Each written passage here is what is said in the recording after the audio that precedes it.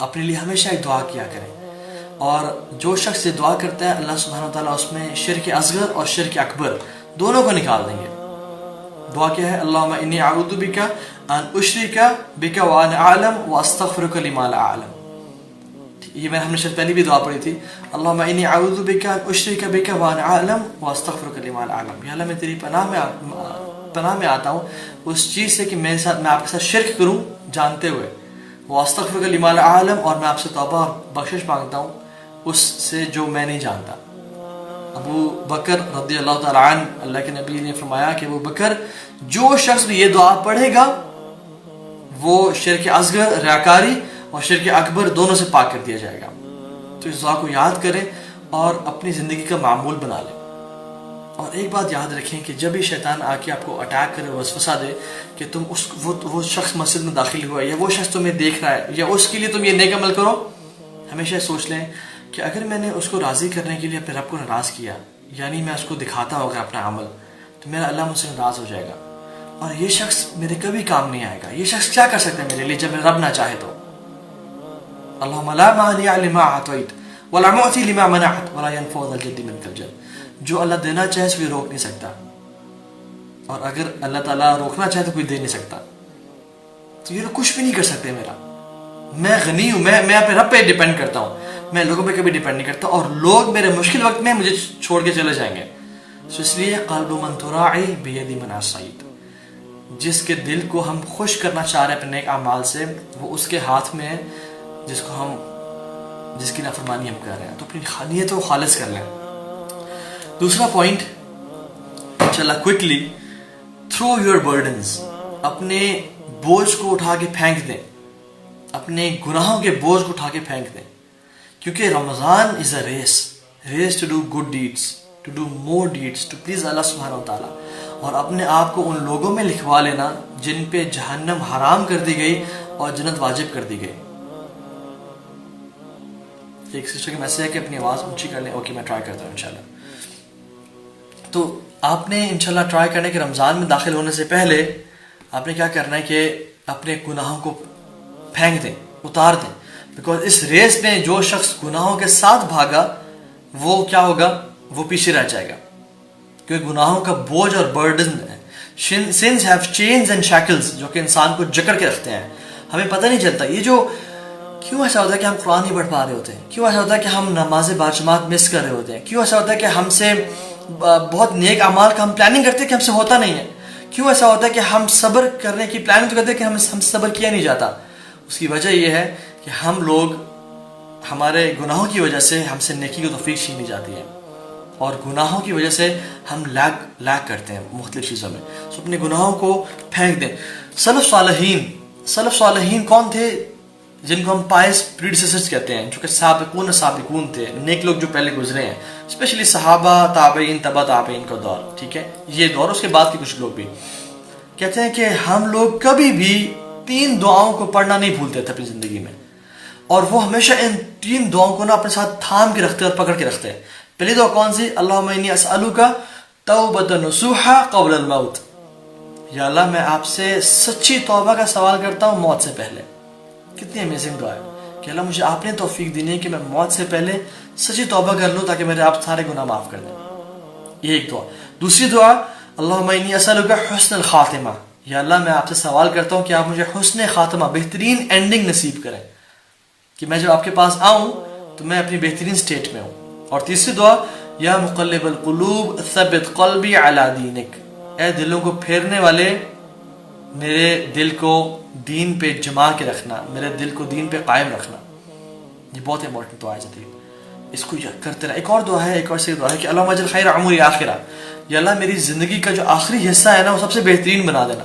واجعل خیر عملی خواتیمہ، اور میرے سب سے آخری والے اعمال سب سے بہترین اعمال بنا دینا. واجعل خیر ایامی یوم القاک فیہ، اور میرے اس دن کو سب سے بہترین دن بنا دینا جب میری آپ سے ملاقات ہو. کیا امیزنگ دعا ہے. اس دعا کو کثرت سے مانگا کریں. اسی طرح سے اللہ کے نبی نے فرمایا کہ جو شخص چاہتا ہے کہ اپنے گناہوں سے توبہ کر لے اور معافی مانگ لے اور اللہ سے گناہوں کو معاف کر دیں، وہ یہ کام کرے. اچھی طرح سے وضو کرے، پھر 2 رکعتیں نماز پڑھے، اور ایسے پڑھے کہ جس میں اس کا خیال نہ ڈگمگائے, وہ فوکس ہو کے اللہ تعالیٰ کے سامنے نماز پڑھے, اور پھر ہاتھ اٹھا کے دعا کرے, اور اس دعا میں پہلے اللہ کی تعریف بیان کرے, اللہ کے نبی صلی اللہ علیہ وسلم پہ درود بھیجے, اور پھر دعا مانگنا شروع کر دے. اور ایک اور حدیث میں آتا ہے جو شخص یہ اعتراف کرتا ہے کہ اس سے گناہ ہوا, اور وہ یہ بھی اعتراف کرتا ہے کہ اللہ کے علاوہ کوئی گناہ معاف کرنے والا نہیں ہے, تو اللہ سبحانہ و تعالیٰ فرشتوں کہتے ہیں کہ اس بندے کو پتہ ہے کہ میں ہی گناہ معاف کرتا ہوں, اور میرے علاوہ کوئی بھی گناہ معاف کرنے والا نہیں ہے, تو اے میرے فرشتوں تم گواہ ہو جاؤ میں نے اس بندے کے گناہ کو معاف کر دیا. سبحان اللہ.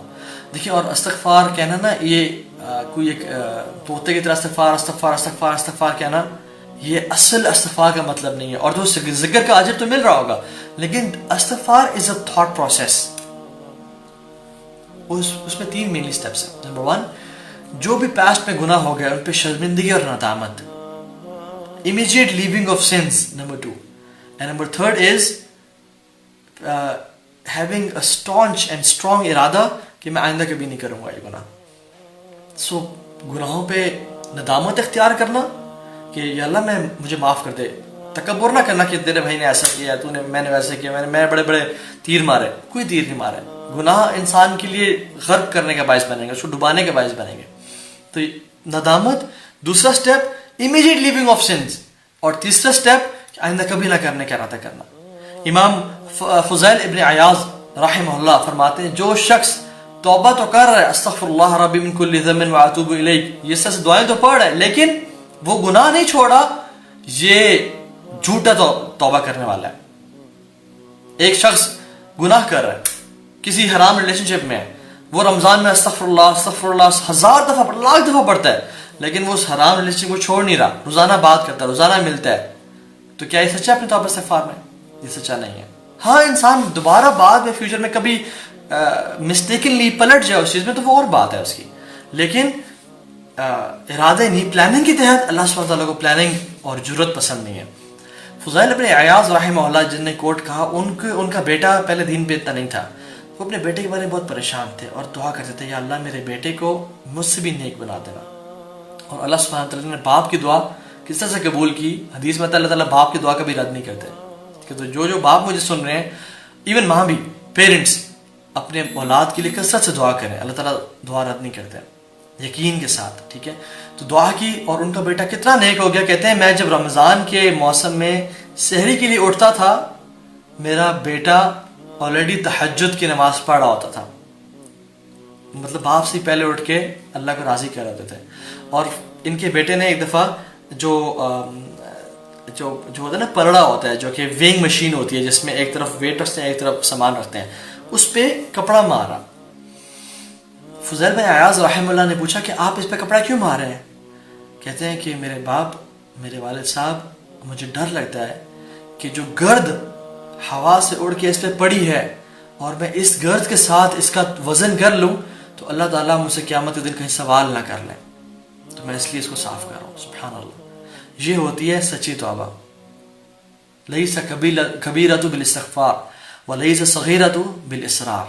ہم لوگ کہتے ہیں کہ چھوٹا سا تو گناہ ہے. میں نے کتنے لوگوں کو سنا ہے کہ اچھا چھوٹا سا تو گناہ ہے نا جی, دیکھیں اس میں کوئی بڑی بات نہیں ہے, اللہ تعالیٰ بڑے غفور رحیم میں معاف کرنے والے ہیں.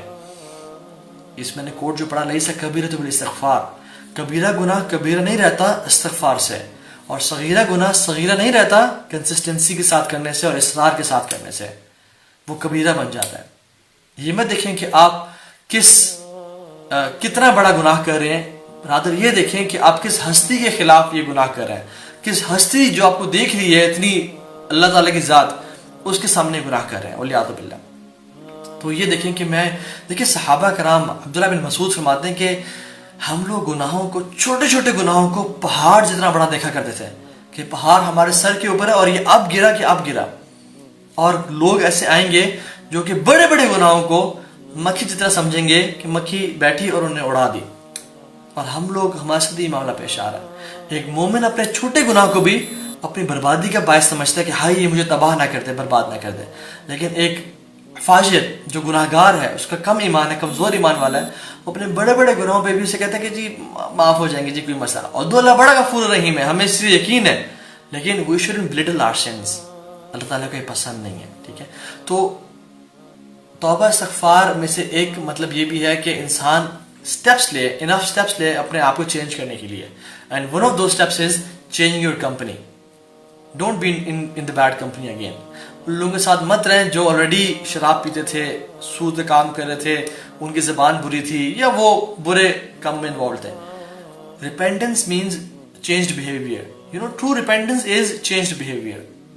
जो शख्स अपने आप को चेंज, उस शख्स, आपको याद नहीं है बनी इसराइल का वाक़या अल्लाह के मिस्र ने फरमाया जिसमें वो 99 कत्ल किए थे, 99 मर्डर्स. एक रहबा के पास आया और कहा कि मैंने 99 कत्ल किए हैं, अल्लाह ताला मुझे माफ़ कर देंगे? उसने कहा कि नहीं 99 कत्ल कभी माफ़ नहीं करेंगे, जाओ. उसने गुस्सा उसका भी सर उड़ा दिया. वो शख्स एक आलिम दीन के पास गया और कहा कि मैंने 100 मर्डर्स किए हैं, क्या अल्लाह मुझे माफ़ कर देंगे? उन्होंने कहा हाँ, अल्लाह ताला बहुत माफ़ करने वाले हैं, तुम्हें माफ़ कर देंगे, लेकिन तुमने करना है तौबा इस्तगफार करनी है, अपने गुनाहों पे शर्मिंदगी और नदामत. And you have to leave this village जहाँ पे बुरे लोग हैं and go to that village जहाँ पे अच्छे लोग हैं. तो उन्होंने ऐसे ही किया कि वो रास्ते में चल पड़े और अल्लाह ताला का अजल आया और मौत आ गई और वो गिर पड़े. जहन्नम के फरिश्ते भी आ गए, जन्नत के फरिश्ते भी आ गए, आपस में लड़ने शुरू हो गए कि ये जहन्नम ही है. जन्नत वाले कहते नहीं, जन्नत ही से तौबा कर ली थी. अल्लाह सुब्हानहू व तआला ने फरिश्ते को भेजा और कहा कि इसकी ज़मीन को नापो कि ज़मीन जो है किस बस्ती के करीब है. तो वो सिर्फ एक बालिश नेक लोगों की बस्ती के करीब था. तो अल्लाह सुब्हानहू व तआला ने उसको माफ़ कर दिया. सुब्हानअल्लाह. द पॉइंट इज हमें हिजरत करनी, और तौबा करने वाले की हिजरत क्या है? गुनाह से दूर जाना.